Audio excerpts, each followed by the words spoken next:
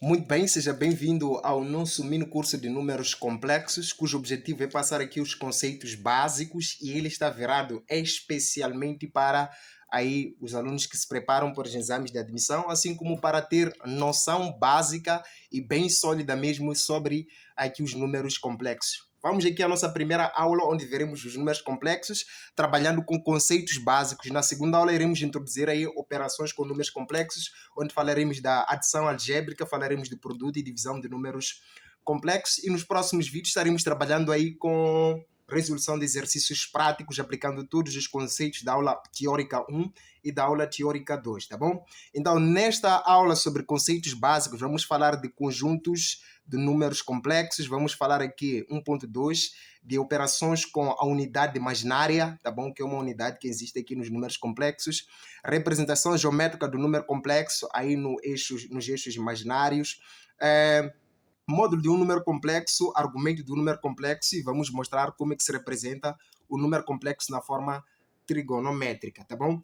Então, este é o objetivo desta aula. Por favor, a aula não deve ser assistida, mas sim deve ser estudada. A razão pela qual, à medida que nós vamos abordando aqui os conceitos, você vai ter que estar aí tomando algumas notas, porque não adianta nada assistir mesmo, ok? Então vamos começar com a nossa aula de conceitos básicos. Meu nome é Pedro da Glória Valis. Minha missão em todos os tempos tem sido reduzir matemática à brincadeira das crianças. Espero mesmo que este tema possa também ser um tema muito simples para você aí deste lado, porque realmente este capítulo é muito, mas muito fácil mesmo, ok?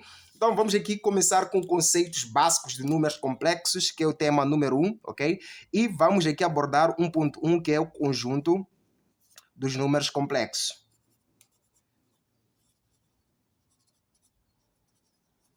Vamos lá.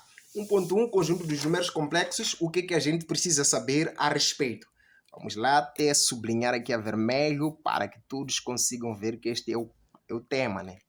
Então, conjunto dos números complexos, é preciso, antes de poder falar deste conjunto, recordarmos que quando chegamos a primeira vez na escola, nós aprendemos os números naturais e são representados pela letra N.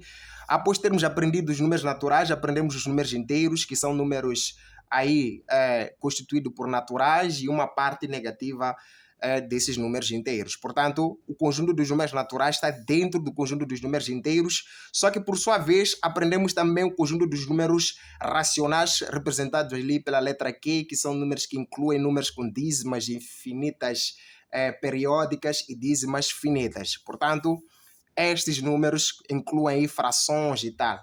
Portanto, aprendemos um pequeno conjunto isolado, que era chamado ou designado aí de números irracionais, e depois aprendemos o grande conjunto, o conjunto dos conjuntos, que no caso é aí o conjunto dos números, os conjuntos dos números reais, tá bom? O conjunto dos números reais, ele incluía todos estes conjuntos que nós aprendemos até hoje. Agora, neste vídeo, você vai aprender que existe sim um outro conjunto, designado pelo conjunto C, que quer dizer conjunto dos números complexos, tá bom? Então, aqui é o C. Só que, geralmente, para representar os conjuntos numéricos, nós colocamos aí R depois com essa barra. Então, nos números complexos também acontece o mesmo, tá bom? Se eu vou representar o conjunto dos números inteiros, geralmente coloco Z e depois coloco aquele tracinho ali do Z para representar aí o conjunto. Agora, é preciso entender que todos os conjuntos, todos esses números, estão dentro do maior dos conjuntos que nós conhecemos até hoje, que é o conjunto dos números complexos, representado pela letra C, ok? Então, construindo aquela hierarquia dos conjuntos, poderíamos, a partir de agora, nos referir da seguinte maneira: N está contido em Z, Z está contido em Q está contido em R e, por sua vez, o R está contido em C. Então, é assim como nós deveríamos passar a pensar, tá bom? Agora, o conjunto dos números irracionais, ele não está contido em nenhum desses, tá bom? Então, esta parte está isolada, só que a junção dos irracionais com este todo diagrama aqui formam aquilo que nós chamamos de reais, que é uma coisa que cuidamos e tratamos em outros vídeos de conjuntos numéricos. Agora que nós entendemos a questão da hierarquia dos conjuntos, podemos começar a falar dos números complexos, tá bom? Agora que nós entendemos isso aqui, vamos falar dos números complexos. Então, como é que a gente vai ter que compreender e interpretar o número complexo? O número complexo Z nós vamos representar sempre, tá bom? Não Z traço aí, vai ter que ser Z igual sempre a mais BI, ok? BI, bilhete de identidade. Portanto, este daqui, este número Z, ele é designado de número complexo. Este é o número complexo. Portanto, o número complexo ele sempre terá duas partes. Terá uma parte aqui e terá uma outra parte depois acompanhada ali pelo I. Este A representa aquilo que nós chamamos de parte real, tá bom? Parte real. O A representa a parte real. Eu tenho problema com a escrita em português, tá bom? Então temos aí parte real e temos aqui B, que é no caso o que nós chamamos de parte imaginária, tá bom? Parte imaginária. Portanto, queridos, o que a gente deve destacar aqui? A parte real é a parte sem o I, que no caso é o A. O A não está acompanhado pelo I, então representa a parte real. O B está acompanhado pelo I, então ele representa a parte imaginária. Então, uma das maneiras de escrever parte real é dizer res, ok? Sempre que escrevemos res de Z, estamos a dizer parte real de Z. A parte real de Z sempre vai ser este valor aqui, que no caso é o A. Agora, se eu escrevesse im, estaria a dizer parte imaginária do nosso número complexo Z, e que no caso seria aqui o B. Não se preocupe, você vai entender sem esses conceitos. Agora, se estiver aí a atrapalhar um pouquinho, relaxa, tá bom? Ainda não está nada complicado, eu vou esclarecer isso aqui passo a passo. Agora, estamos nesta interpretação, neste raciocínio, a maneira como nós devemos olhar para o número complexo.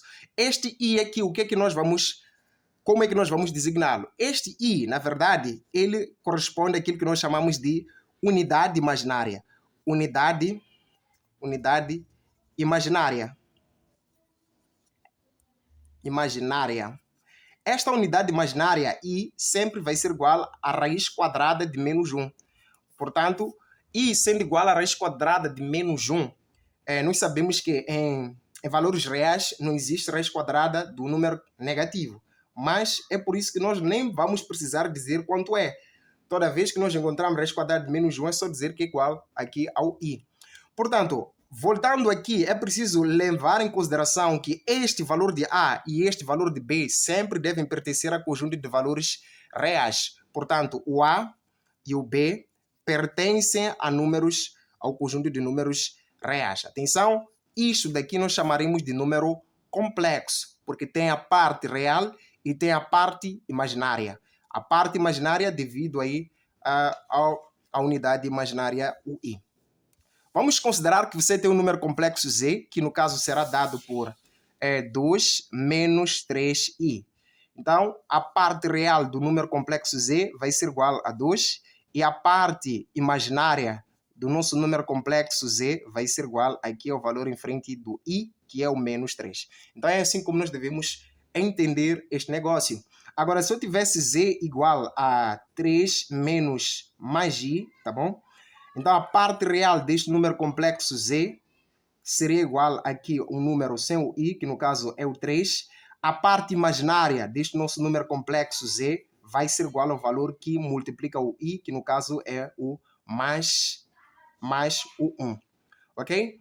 Então, vamos voltar novamente para conceitos teóricos relativamente ao nosso número complexo, antes de entrarmos aqui no segundo ponto, tá bom? Ainda estamos a trabalhar com o primeiro ponto, que é o conjunto dos números complexos. Depois vamos começar a mostrar como é que devemos operar aí com a unidade imaginária, tá bom? Vamos dar continuidade. Havíamos parado aqui na definição do número complexo. Portanto, este nosso número complexo Z é igual à parte real mais a parte imaginária. Ele pode assumir várias formas, tá bom? Pode assumir várias formas, que no caso são algumas características. Se, uma vez que eu disse tanto A quanto B pertencem ao conjunto de números reais, se tivermos um caso em que o A for igual a 0 e o B for diferente de 0, então o que ia acontecer é que esta parte de A ia cancelar e nós ficaríamos com Z sendo igual a B vezes G. Então, este número complexo sem a parte real chama-se número imaginário puro, ok? Número imaginário puro. Então, para que um número complexo seja dito imaginário puro, é necessário que sua parte real seja igual a 0 e o b seja diferente de 0, tá bom? Sua parte imaginária seja diferente de 0. Agora, se tivermos um caso em que a parte real é diferente de 0 e a parte imaginária, tá bom? E a parte imaginária é igual a 0, portanto, nós teríamos uma situação mais ou menos parecida com essas, em que o z teria que ser igual. A parte real não cancela, teríamos o a, mas a parte imaginária, uma vez que b é igual a 0, cancela. Só ficamos com z sendo igual a a. Então, isto daqui nós chamamos de número real. Tá bom? Real. Número real. Então, para que um número complexo possa representar um número real, o seu valor de a parte real, deve ser diferente de 0 e a parte imaginária tem que ser igual a 0.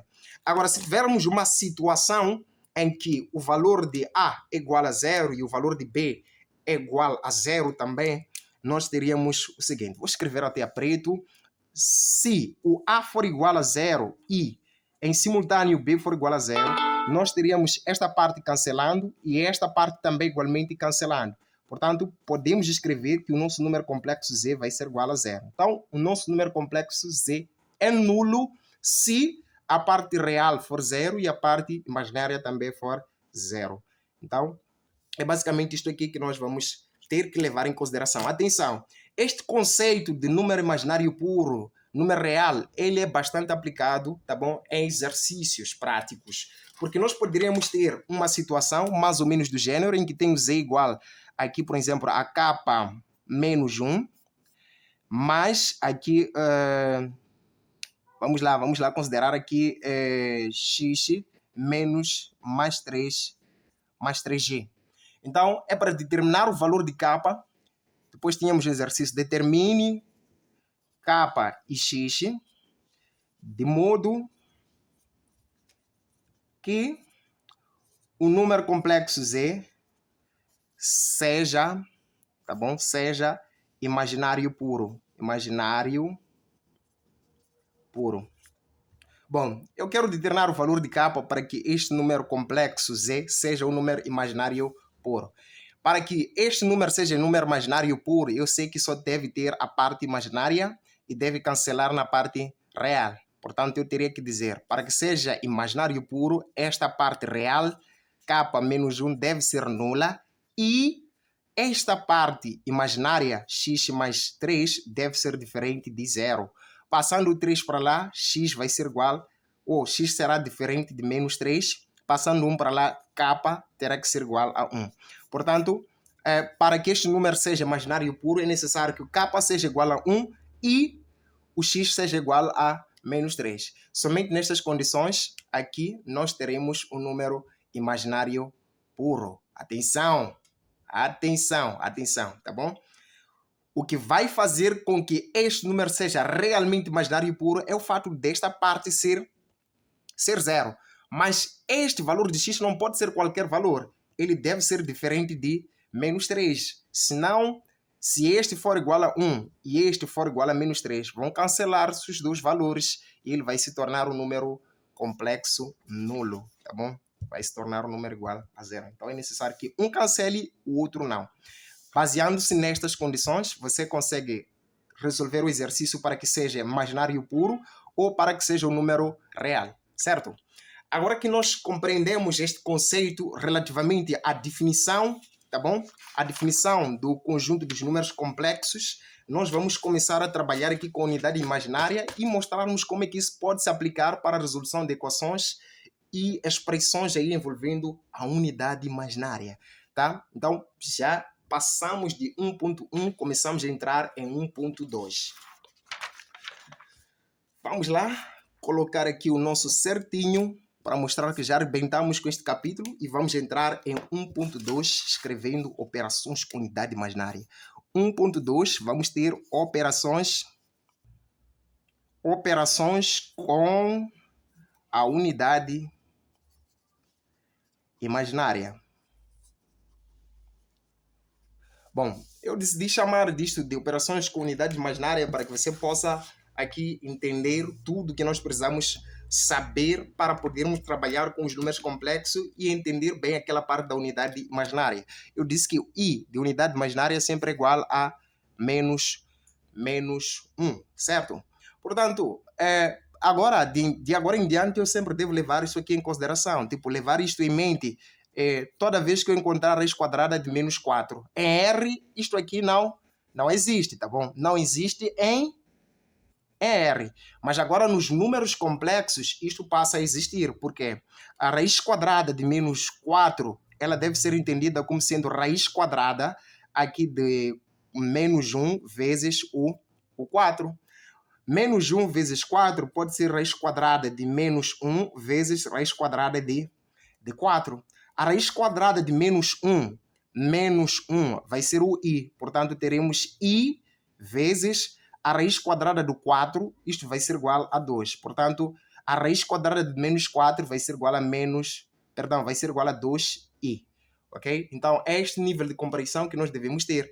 Logo, toda vez que eu encontrar a raiz quadrada de menos 25, o menos vai me dar aqui o i. Portanto, eu posso escrever que isto aqui vai ser igual a 5i. Tá bom? Usando o mesmo princípio, você pode demonstrar e chegar aqui. Agora, isto significa que já posso resolver a equação do tipo x ao quadrado mais aqui o 4, sendo igual a 0. Bom, se nós tivéssemos que resolver esta equação, entendemos que temos que isolar o x ao quadrado. Passando o 4 para lá, x ao quadrado vai ser igual a menos 4, e para a remoção do quadrado escrevemos x igual a mais ou menos raiz quadrada deste número que está aqui, menos 4. Em R, nós diríamos que não tem solução esta expressão, porque não existe raiz quadrada do número negativo. Mas se tivermos que resolver isto aqui em C, que é o conjunto dos números complexos, íamos dizer que x vai ser igual a mais ou menos, tá bom? A raiz quadrada de menos 4 vai ser igual a 2, tá bom? A raiz quadrada de 4 vai ser igual a 2. A raiz quadrada de menos 1 e a raiz quadrada de menos 1 vai ser igual aí o i. Portanto, raiz quadrada de menos 4 é igual a 2i, conforme havíamos demonstrado aqui. Então, em C, a solução seria mais ou menos 2i. É isso que nós chamamos de operar aí com a unidade imaginária. Existe a parte 2 das operações com unidade imaginária. É o seguinte, agora você deve prestar muita atenção, porque o que vai acontecer aqui precisa mesmo da sua atenção. Se eu tivesse i elevado a 2, provavelmente teria aqui raiz quadrada de menos 1 ao quadrado, e que simplificado isto vai ser igual a menos 1. Agora, se eu tivesse i elevado a 3, eu deveria entender que é i elevado a 2 vezes i, porque é a mesma base, somando os expoentes 2 mais 1 daria 3. Agora, eu sei que i ao quadrado é menos 1, então posso escrever menos 1 vezes este i, tá bom? Menos 1 vezes i vai ser igual a menos o i. Isto me leva a concluir que toda vez que eu tiver i elevado a 3, vou ter aqui menos i. Agora, se eu tivesse i elevado a 4, ia entender que seria i ao quadrado vezes i ao quadrado. I ao quadrado vezes i ao quadrado, é preciso entender que i ao quadrado é menos 1. Portanto, eu teria menos 1 vezes o i ao quadrado aqui, que também seria menos 1. Menos 1 vezes menos 1, com certeza que é igual aqui ao 1. Agora, um elemento neutro da multiplicação, não é? Guarde esta informação aqui, porque nós vamos precisar disto para poder arrebentar com outros exercícios. Querido, estou a dizer o seguinte, se o i for igual a 5, terei que entender que é i igual a 4 vezes i, porque 4 mais 1 é igual a 5. I elevado a 4 é 1, então teremos 1 vezes aqui o i. 1 vezes i é igual a i, então i elevado a 5 é i. Agora, se eu tivesse i elevado a 6, mesma ideia, teria que colocar i elevado a 4 vezes i elevado a 2, porque 4 mais 2 dá 6. I elevado a 4 é 1 vezes i elevado a 2, i elevado a 2 é menos 1. Então, teríamos, menos 1. Então, íamos colocar menos 1 igual aqui a menos 1. Veja, querido, que aqui está acontecendo uma coisa muito interessante. Nós vamos fazer isso aqui até i elevado a 8, para você poder entender melhor. I elevado aqui a 7 teremos i elevado a 4 vezes i elevado a 3. 4 mais 3 dá 7, então é verdade. I elevado a 4 é 1 vezes i elevado a 3, dissemos que dá menos i. Então teremos menos i daí, que vai ser igual a menos o i. Agora, se fosse i elevado a 8, com certeza seria i elevado a 4 vezes i elevado a 4. I elevado a 4 é 1. I elevado a 4 vai ser 1. 1 vezes 1 é 1. Portanto, o que a gente deu para observar aqui? Independente do expoente que nós possamos ter aqui, tá bom? Sempre ou vai dar menos i, ou vai dar i, não é que é i elevado a 1. Vai dar i, ou vai dar menos 1, ou vai dar menos i. Veja as respostas. I, menos 1, menos i, 1, i, menos 1, menos i, 1. Então, independente de qual for o grau aqui que eu tiver, aqui no expoente, sempre vai dar exatamente ou 1, ou i, ou menos i. Portanto, ou menos 1 também. Se eu tivesse i elevado a 2022, como é que eu deveria descobrir aqui? Será que teria que fazer o mesmo, seguir o mesmo raciocínio para achar a resposta de i elevado a menos a 2022? Com certeza, não. Então, nós vamos usar esta parte de 4, porque i elevado a 4 é igual a 1. Então, vamos pensar, tá bom? Da seguinte maneira. Qualquer múltiplo de 4 sempre vai dar 1, um elemento neutro. Então, nós vamos pegar este valor, o 2022, vamos dividi-lo pelo 4, descobrirmos a parte inteira. O 20 divide 4 5 vezes, e 5 vezes 4 dá 20. A diferença de 20 com 20 aqui ia dar 0. Agora é hora do 2. O 2 divide 4? Não. Então, descemos aqui o 2. 22 divide 4? 5 vezes. 5 vezes 4 é igual a 20. A diferença seria igual a 2. 2 é o resto. Então, eu não vou pegar emprestado nenhum zero. Simplesmente terei que entender que, para obter aqui o 2022, 2022 resulta de 4 vezes este valor, 4 vezes 505, mais aqui o resto de 2. Sendo assim, aqui teria i elevado a 4 vezes 505 vezes o i elevado a 2, que é o resto. Então, vai ser i elevado a 4 vezes 505. Este vezes este daqui, se eu fizesse este produto vezes este produto, dar-me-ia 2020, né? Isto aqui daria 2020. Mais este 2 daria 2022. Só que esta parte, como é um múltiplo, está a ver que é produto com 4. É um múltiplo de 4. Já sabemos que vai dar 1 vezes i ao quadrado é fácil. I ao quadrado é igual a menos 1. Então, fica menos 1. E vamos colocar aí menos 1. Menos 1. Então, 1 vezes menos 1 seria igual a menos 1. Daí que eu posso concluir com certeza que o i elevado a 2022 é igual a menos 1. Então, é esta ginástica que nós teremos que usar para trabalhar com potências de i. Ok? Então, use o mesmo raciocínio para resolver os problemas que estarão na ficha da descrição deste vídeo. Agora, vamos passar deste tema que é operação com unidade imaginária, tá bom? Então, operação com unidade imaginária é isto que você precisa entender para fazer qualquer exercício e para interpretar qualquer enunciado com unidade imaginária, ok? Então, o que eu vou fazer aqui é colocar certo e começarmos a entrar na representação geométrica do número complexo. Vamos ao seguinte, agora vamos ser totalmente rápidos mesmo. Totalmente rápidos. Eu espero que você esteja a escrever, tá bom? Para que não caia aí um sono profundo. Vamos lá. 1.3. 1.3 é a representação geométrica do número complexo. Representação geométrica do número complexo. Certo? Na representação geométrica do número complexo, geralmente nós pegamos o número complexo e mostramos como é que ele seria aí nos eixos, tá bom? O eixo que compõe os números complexos. O número complexo Z, ele é dado pela parte real e mais parte imaginária, né? E depois ali temos a unidade imaginária. Então, para a representação geométrica deste número complexo, nós vamos ter aqui o eixo imaginário e vamos ter aqui o eixo real. Então, neste eixo imaginário é onde colocamos as unidades imaginárias, certo?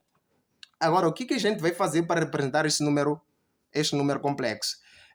Assim como pensamos nos eixos dos y e eixo do x, o eixo do x é positivo deste lado, negativo deste lado, o eixo dos y positivo em cima, negativo embaixo, eu terei que olhar para aqui o valor da parte real, que no caso é o a. Se for positivo, vou marcar do lado positivo, e se for aqui o b, se for um valor positivo, vou marcar do lado positivo, aqui o b. Portanto, estes dois combinando juntos formam aqui um determinado ponto. Então, este aqui será o vetor que compõe o meu número complexo z. Tá certo? Agora, é preciso entender que a representação do número complexo na forma geométrica é esta. Você não tem mais nada para fazer. Se eu tivesse o número complexo z sendo igual, por exemplo, aqui a 2 menos i, para fazer a representação geométrica deste número complexo, eu teria que escrever aqui, vamos lá, vou colocar aqui 2 e vou colocar aqui menos 2. Então, teria que escrever este negócio. Na parte real, tenho 2, então ia escrever 2 aqui. Na parte imaginária, tenho menos 2, então ia escrever menos 2 aqui. Certo? Então, estes dois pontos combinados vão me dar o vetor que vai definir o número complexo z, que será este daqui. Então, isto daqui nós entendemos. Agora vem este ponto daqui, onde nós temos que mostrar como calculamos o módulo do número complexo. O módulo do número complexo é uma coisa que a gente deve dominar antes mesmo de entrar na sala de exame. Sala de exame, não só sala de exame, antes de ser avaliado, mas é uma coisa totalmente fácil mesmo.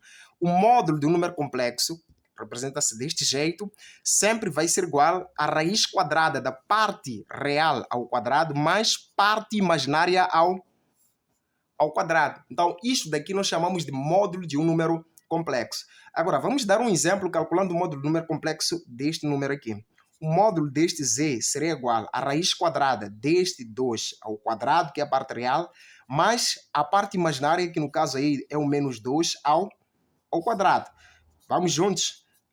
2 ao quadrado é 4, mas menos 2 ao quadrado também é 4. Teríamos 4 mais 4, dando raiz quadrada de 8. Dá para aplicar aqui uma pequena simplificação. Raiz quadrada de 8 é a mesma coisa que 4 vezes 2. O módulo do número complexo z será igual a raiz quadrada de 4 vai ser igual a 2, raiz quadrada deste número que fica, que no caso é aí o 2.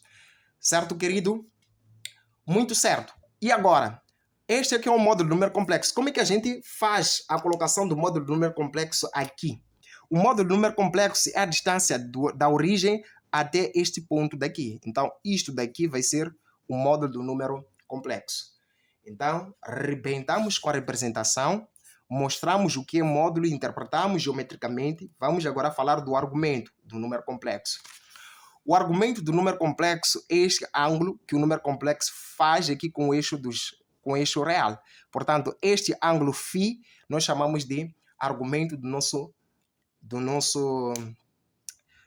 número complexo, tá bom? Então, neste caso, este argumento deve ser este ângulo aqui, se medirmos no sentido matematicamente positivo, tá bom?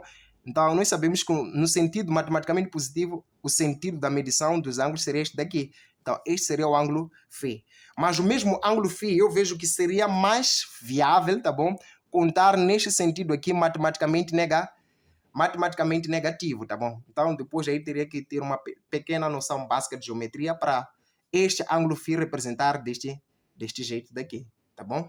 Então, basicamente, é isto aqui. Então, como é que eu vou poder calcular este ângulo daqui? Primeira coisa, eu poderia demonstrar aqui uma fórmula como é que você teria que fazer isto aqui. É preciso notar que aqui há um triângulo, né? Há um triângulo com ângulo aqui em φ. A distância daqui para aqui é este B. E a distância daqui para aqui é este A. Então, temos aqui o A. Este cateto opõe-se ao ângulo, é um cateto oposto. E este cateto é adjacente ao ângulo. Então, tangente de ângulo φ vai ser igual ao cateto oposto, que é B, sobre aqui o cateto adjacente, que no caso vai ser igual a A. Então, este ângulo A vai ser igual a arctangente de B sobre A, tá bom? Então, eu vou calcular o tangente de φ, vai ser igual a B sobre A, que é a parte real perdão, parte imaginária sobre parte real. Ou seja, o ângulo vai ser não é? Vai ser arctangente de B sobre A. É basicamente isso aqui que nós vamos encontrar na prática. Tá bom. Eu sei que isto daqui pode ser complicado para alguns, né? Mas é assim. Vamos supor que você tem um número complexo Z. O número complexo Z que é constituído, por exemplo, por, vamos lá, 2 mais aqui 2i. Como é que eu vou poder fazer para achar aqui o ângulo, que é o argumento do número complexo? O argumento do nosso número complexo aqui vai ser igual a arctangente, tá bom? Arctangente da parte imaginária, que no caso é o 2, dividido pela parte real, que também é 2. Querido, entenda que φ aqui vai ser igual a arctangente. Arctangente 2 a dividir por 2 é igual a 1.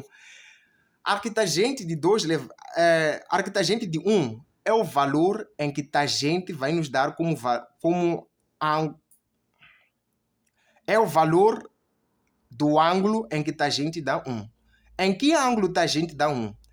Tangente dá 1 no ângulo de 45 graus, que corresponde a π sobre 4 radianos. Certo? Então, basicamente é isto aqui. Você não precisa emagrecer com o arctangente.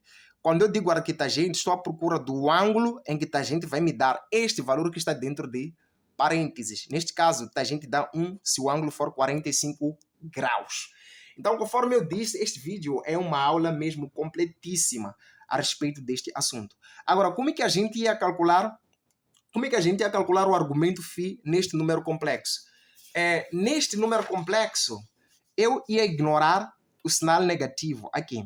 Uma vez que já tenho a representação do número complexo na forma geométrica, eu entendo o seguinte, que, vamos lá, o φ ia ser igual a arctangente da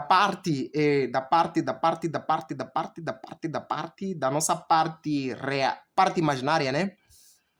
Parte imaginária sobre a parte imaginária sobre a parte real. Então a parte imaginária é aqui o 2.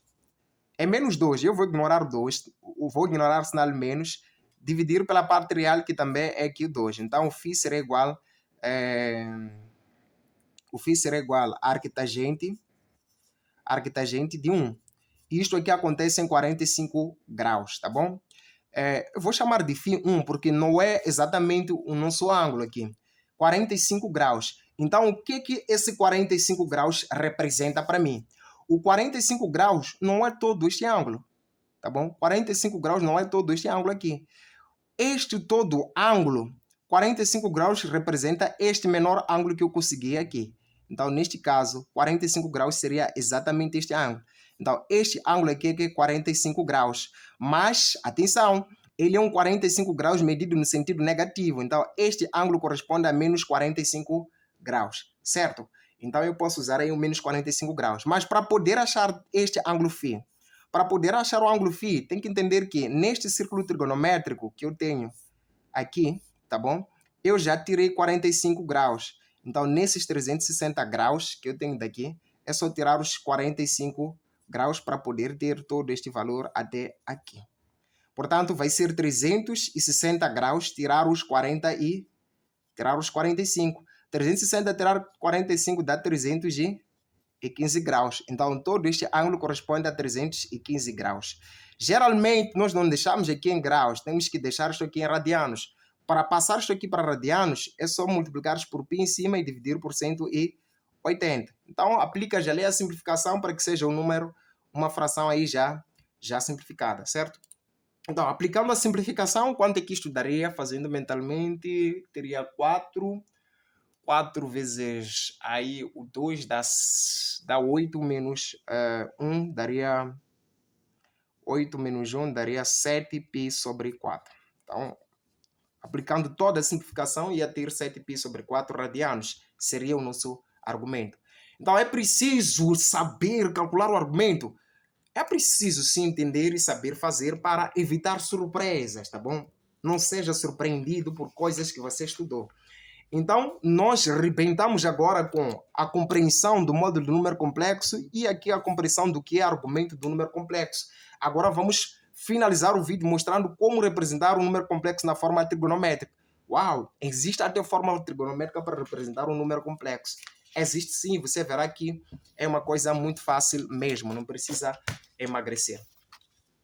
Está certo? Deixe-me colocar e trazer aqui a forma trigonométrica do número complexo. Está bom. O número complexo, em caso geral, ele sempre pode ser representado de duas maneiras. A mais BI é a forma analítica do nosso número complexo. Então, assim está na forma analítica. Então, na forma trigonométrica, este mesmo número complexo Z é escrito como sendo o módulo do número complexo vezes o cis do φ. Então, esta forma seria a forma trigonométrica de representar o número complexo, que, por sua vez, se nós quisermos desfazer essa parte de cis, ficaríamos com Z sendo igual a módulo do número complexo Z. Aqui teríamos cosseno de φ mais I vezes o seno de φ. Então, esta forma, se o número complexo está representado desta maneira aqui, ou desta maneira, dissemos que está representado na sua forma complexa. Você não vai emagrecer, certo? Então, esta é a única forma de representação na forma trigonométrica, tá bom? Então, eles podem colocar desse jeito, assim como pode-se colocar deste jeito aqui. Agora, como é que a gente ia trabalhar aqueles nossos números complexos para estarem na forma trigonométrica? Deixe-me pegar aquelas partes. As partes em que a gente trabalhou aqui. Tá certo. Então, nós tínhamos aqui um número complexo Z. Número complexo Z sendo igual a 2 mais 2G. Dissemos que o módulo deste número complexo Z, vamos calcular agora, seria a raiz quadrada da parte real, que é 2 ao quadrado, segundo esta fórmula, tá bom? Mais parte imaginária, que é 2 ao quadrado. Isto aqui já havíamos feito antes. Aqui ia dar 2 raiz quadrada de 2. Portanto, ficaria 2 raiz quadrada de 2. Está aí o módulo. Agora, a parte do argumento, o argumento deste número complexo, quando calculamos, deu aqui 45 graus, que é π meio. Π quartos, perdão. Π sobre 4 radianos. Então, temos aqui o módulo e temos o argumento. É só representar desta forma. Segundo esta fórmula, o número complexo Z, este número complexo que nós temos aqui, Z vai ser igual ao seu módulo, que no caso deu 2 raiz quadrada de 2, tá bom? Vezes o cosseno de φ, que no caso φ é π quartos. Π quartos. Depois temos mais I vezes o seno de φ. O seno do nosso φ. O φ deu π quartos. Então, π quartos. Então, esta seria uma representação trigonométrica deste mesmo número. Este número é igual a este daqui. Ou você também poderia ter escrito aqui o módulo do nosso número complexo, que no caso é 2 raiz quadrada de 2, cis aqui do nosso argumento, que no caso deu π quartos. Então, também corresponde a esta representação na forma simplificada. Agora, como é que você sairia da forma trigonométrica para a forma analítica? Isso aí é muito fácil, já não requer mais nenhum cálculo, uma vez que você já tem 2 raiz quadrada de 2, cosseno de π quartos, mais aqui o I seno de π quartos. Tudo que você precisa saber é que ângulo corresponde isto aqui em graus para conseguir responder. Quanto dá cosseno de π quartos? Cosseno de π quartos é cosseno de 45. Então, vai para a tabela dos ângulos especiais, procura saber quanto dá o cosseno de 45. No caso, dá raiz de 2 sobre 2. Mas, e quanto dá seno de 45? Dá raiz de 2 sobre 2. Feito isto, querido, é só fazer Z igual a este número vezes este. Então, teríamos 2 vezes isto daqui. Raiz de 2 vezes raiz de 2 é raiz de 2 ao quadrado, a dividir por este 2. Mas, I vezes este negócio vezes este. Teríamos 2 raiz quadrada de 2 vezes raiz quadrada de 2 daria raiz quadrada de 2 ao quadrado sobre este 2. Então, Z seria igual, simplificamos 2 com 2, quadrado com quadrado sobra o 2, mais aqui simplificamos 2 com 2, quadrado com quadrado sobra o 2. Temos aqui o I. Então, veja só. Mesmo número complexo. É ou não é? É. Para tirar da forma analítica para a trigonométrica, calculamos o módulo e calculamos o argumento. Mas para tirar da forma trigonométrica para analítica. É só saberes quanto dá cosseno deste e quanto é que dá seno deste valor. Tá bom? Então a nossa aula fica por aqui. Na próxima aula iremos trabalhar mais, ok? Mais com operações com aí os números complexos, onde iremos falar da adição, iremos falar da subtração, produto e divisão e princípio de igualdade entre dois números complexos. Certo? Passe bem, God bless, até a próxima.